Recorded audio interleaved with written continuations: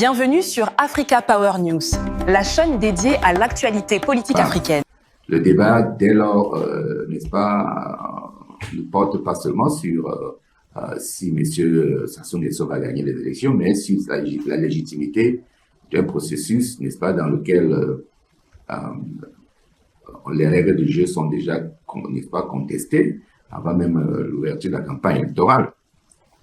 Alors, on a 6 challengers, n'est-ce pas, qui sont face à M. Sassou Nguesso aujourd'hui. Et le problème, c'est qu'individuellement, n'est-ce pas, ils incarnent un renouvellement générationnel, c'est vrai, n'est-ce pas, mais collectivement, ils souffrent, n'est-ce pas, de dispersion, n'est-ce pas, et de faibles moyens, n'est-ce pas, qui, en l'absence, n'est-ce pas, d'un front uni, n'est-ce pas, ne pourra pas peser lourd, n'est-ce pas, dans ce rapport de force.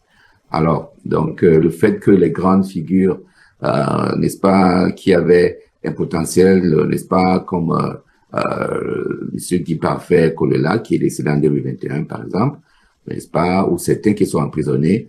Alors, le fait que ces leaders-là soient hors jeu, n'est-ce pas, renforce l'impression que la compétition est déjà asymétrique, n'est-ce pas, et donc, n'est-ce pas, monsieur Sassou Nguesso a un boulevard, n'est-ce pas, devant lui. Donc, vraisemblablement, je ne pense pas que il y aura du nouveau. Ça va être, n'est-ce pas, comme d'habitude, dans nos pays, au Cameroun, c'est la même chose, un peu partout en Afrique centrale, n'est-ce pas, on constate cela. Donc, moi, je pense que rien ne sera de nouveau sous le soleil et c'est simplement difficile. Le seul point sur lequel je ne suis pas, du moins, je n'admets pas que la France, n'est-ce pas, qui a installé M. Sassou Nguesso au pouvoir, n'est-ce pas, s'indigne aujourd'hui du fait qu'il est là depuis 40 ans et qu'il voudrait un changement. Ce n'est pas son droit, ce n'est pas comme ça que le monde doit gérer. Je crois que les États sont suffisamment grands, les Congolais sont suffisamment matures pour décider d'eux-mêmes. Mais il est vrai qu'effectivement, la longévité n'est pas toujours positive par rapport n'est-ce pas, par rapport aux intérêts du pays. Vous voyez que lorsque les gens restent au pouvoir 45 ans, n'est-ce pas, à un moment donné, il y a une lassitude n'est-ce pas, qui se fait sentir. Il faut savoir que c'est les Congolais qui élisent Denis Sassou Nguesso. Il faut le savoir. Et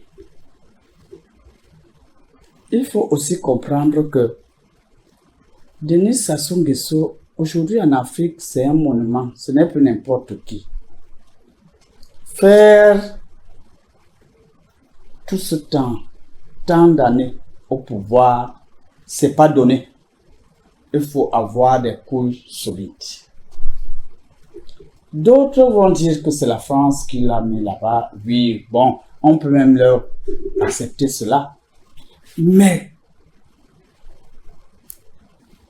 la France, c'est qui? Donc, c'est la France qui décide justement au Congo? Je ne pense pas. Si elle a pensé un seul instant qu'elle avait décidé hier, qu'elle décidait hier, aujourd'hui, je pense que les choses ont changé.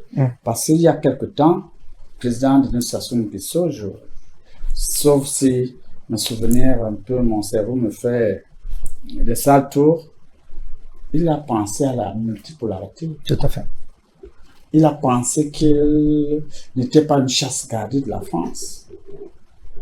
Et nous savons aussi en Afrique que c'est l'un des meilleurs médiateurs. Je ne peux pas parler de la crise du Soudan, je ne peux pas parler de toutes les médiations qu'il a eu à mener.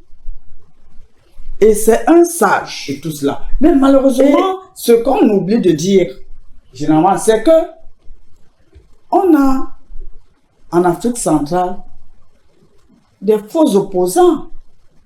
Des opposants qui aujourd'hui sont au pouvoir, qui visent même la constitution quand ils sont au pouvoir. C'est-à-dire qu'ils sont dans la mangeoire, je vais appeler ça comme ça. c'est eux qui sont même parfois chargés, ils sont parfois ministres de la justice, parfois ministres de l'administration territoriale. C'est eux qui élaborent même, par moment, ces modifications de constitution. Dès qu'ils se retrouvent éjectés des sphères de pouvoir, ils commencent à crier qu'on a modifié la constitution, on a fait ceci, on a fait cela. Je pense que la prospérité, le développement n'est pas lié à l'alternance. Je pense que ce qu'il nous faut en Afrique centrale, non ici je parle de l'Afrique centrale, c'est que il nous faut des personnes qui pensent au développement. Nous avons hérité de quelque chose qui ne nous aide pas beaucoup plus en Afrique centrale, c'est l'administration. C'est la France qui est venue nous dire nous apprendre que quand vous êtes agrégé en lettres modernes françaises, ça veut dire que vous avez atteint le summum de la connaissance. Quand vous êtes philosophe, c'est vous, il y a d'ailleurs Platon même demande qu'on ait des rois philosophes. Mais aujourd'hui, des pays qui doivent être conçus, comment est-ce que les philosophes vont venir construire un pays? Vous voyez la différence entre nous qui pensons qu'il faut être docteur en sociologie, docteur en anthropologie et autres pour bien diriger. Or, vous voyez un mathématicien à côté de nous. À Bangui. À Bangui. Qui est dans ce qu'il a appris. Qui est dans les sciences, je veux dire peut-être exactes. Qui n'est pas dans les rêveries. Que Monsieur Denis Sassou Nguesso aujourd'hui, pour nous, en Afrique centrale, c'est une valeur sûre. Il va falloir que ceux qui pensent qu'il a très mal géré, qu'il présente les griefs peut-être en laissant son âge, laissant peut-être la longévité. C'est pas des éléments qui peuvent amener un peuple à voter quelqu'un d'autre. C'est pas des éléments. On parle de ça partout en Afrique centrale, mais c'est la même chose. Mais ces opposants même n'arrivent pas souvent à pouvoir convaincre ce peuple qui vote. Mais on va dire quand même que pour les enjeux économiques au Congo aujourd'hui, ils tournent autour, n'est-ce pas, d'un dilemme, c'est-à-dire la stabilisation macroéconomique réelle ou la prolongation d'un modèle pétrolier qui est reconnu, n'est-ce pas, fragile, n'est-ce pas, parce que le pays est trop dépendant du pétrole et qui exclut, n'est-ce pas, une grande partie de la population également, parce que le pétrole est très, je veux dire, très circonscrit, en fait. Alors, qu'est-ce qui se passe au Congo en termes thème économique?